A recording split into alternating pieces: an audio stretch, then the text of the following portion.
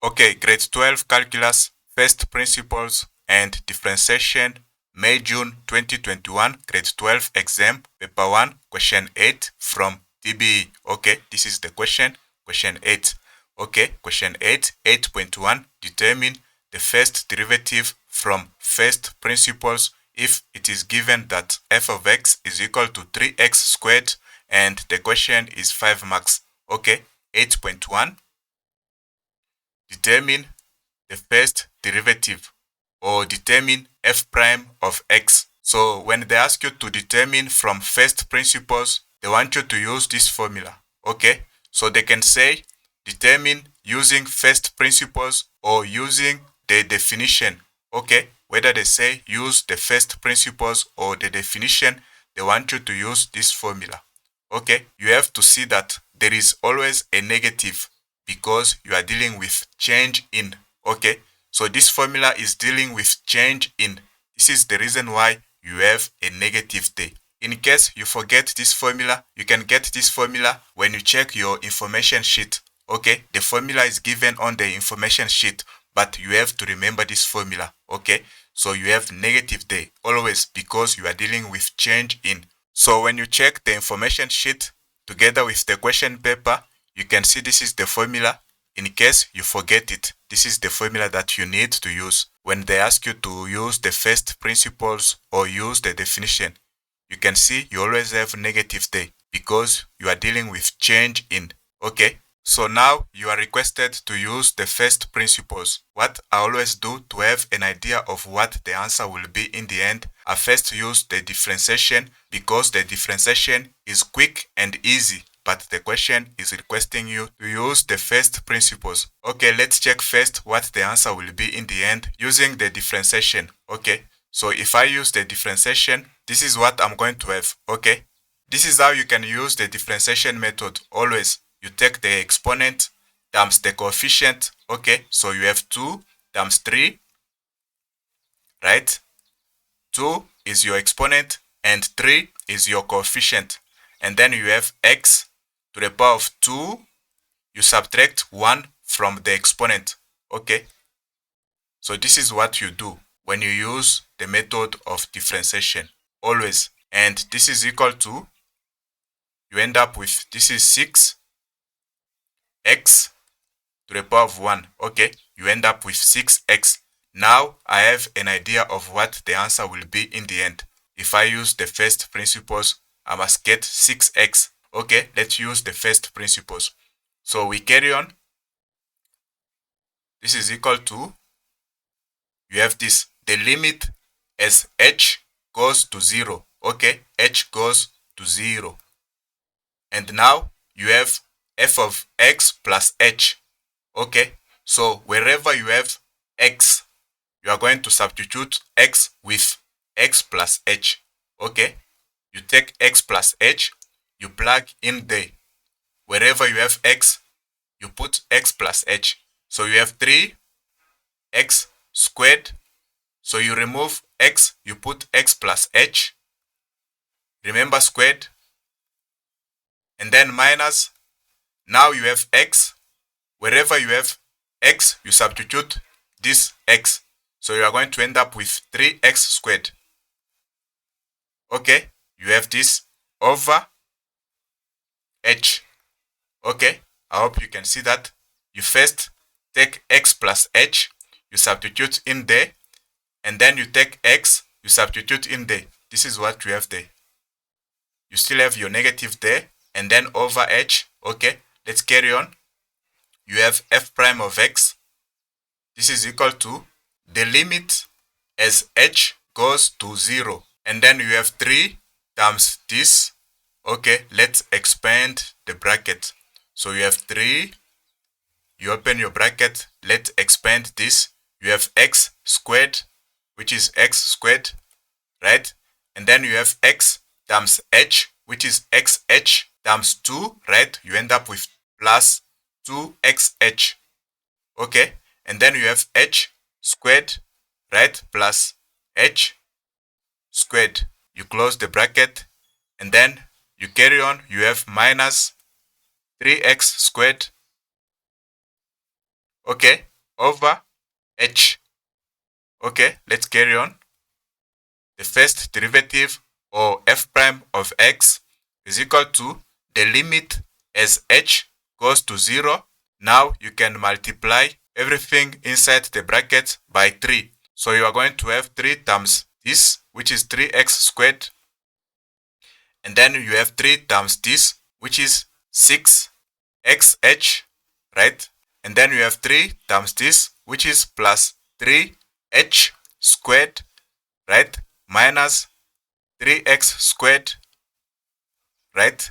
Over h. You can see you have this and this will go. 3x squared minus 3x squared, they will go. Okay, you remain with this only. Let's carry on. You have the first derivative, or f prime of x, is equal to the limit as h approaches 0, or h goes to 0. Okay, now you can see you have h in the denominator. What you have to do is to get rid of the h in the denominator. So what you can do is to factorize h outside of the bracket. You can see you have h in both terms. Okay, you have h there and you have h there. So you can factorize h outside of the bracket so that you can have cancellation with the h in the denominator. And then you can get rid of the h. So what you have to do is to get h outside of the bracket. You're going to have this. You remain with 6x only plus 3h, okay, over h. So now you can see the purpose was for you to cancel this h and this h. This is why you take out the h. You factorize h outside of the bracket so that they can cancel. You carry on. This is equal to, now you can see there is nothing that you can do. Okay, so what you are going to do is to substitute 0 in the place of h. Okay, so you make h equal to 0. Okay, when you make h equal to 0, you drop this part. Now you are going to have 6x plus 3h. You make h equal to 0. This is equal to, you have 6x plus 0. This is 0. Okay, so you have 6x. You can see you get the same answer. Let's carry on. Let me draw a line here. And now it's 8.2 and 8.2.1. Okay, determine 8.2.1, the first derivative, or f prime of x, if f of x is equal to x squared minus 3 plus 9 over x squared. This question is 3 marks. Okay, you need to avoid the fraction. If you want to do the differentiation, you need to avoid the fraction. So let's rewrite f of x in another way so that we don't have the fraction. So f of x is equal to x squared minus 3 plus 9. You take this from the denominator to the numerator. Okay, so what you are going to do is to change the sign of the exponent. So you have x squared. The 2 has got a positive sign. So it's going to be x to the power of negative 2. Always change the sign from positive to negative. If it was negative, it was going to be positive. Okay, so when you change from denominator to numerator, you change the sign. Or from numerator to denominator, you always change the sign. Always. Make sure you change the sign of the exponent. Okay, so this is what I did here. Now from here, I can compute f prime of x. Okay, so f prime of x is equal to, you take the exponent times the coefficient. The coefficient is 1. There is an invisible 1 there. Okay, 2 times 1, it's 2. X to the power of 2 minus 1. So we have 2 minus 1, which is 1. Okay, so you have 2x. And then minus, this is a constant. When you take the first derivative of a constant, it's 0. Okay, remember, you carry on. Always, you take the exponent times the coefficient. Okay, negative 2 times 9, which is negative 18. X to the power of this exponent you subtract 1 from the exponent. So you are going to have negative 2 minus 1, which is negative 3. Okay, and so the final answer is 2x negative 18x x to the power of negative 3. Okay, negative 18x x to the power of negative 3. So now question 8.2.2,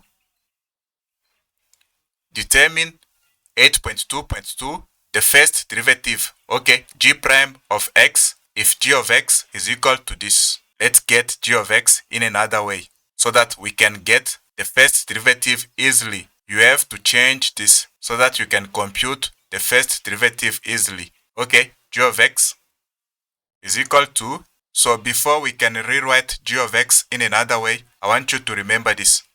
The square root of x is the same as x to the power of a half. Okay, now you have this times this when you expand, right? The square root of x times the square root of x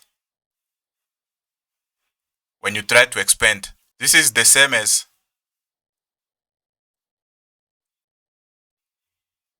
right? Because the square root of x is equal to x to the power of a half. Okay, so you have this, you have this. Now, according to the exponent law, this is equal to, you have the same bases. When the bases are the same, what you do is to add your exponent. Okay, so you are going to have x to the power of a half plus a half. A half plus a half is 1. So you end up with x. Okay, so when the bases are the same and you have multiplication according to the law of exponent, you are going to add your exponent.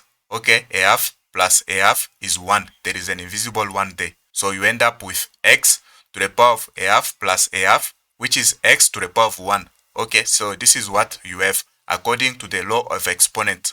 Okay, so now let's carry on.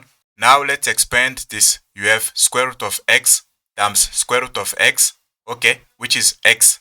Square root of x times square root of x is x. Okay, square root of x times square root of x is x. And you have now square root of x times negative 1.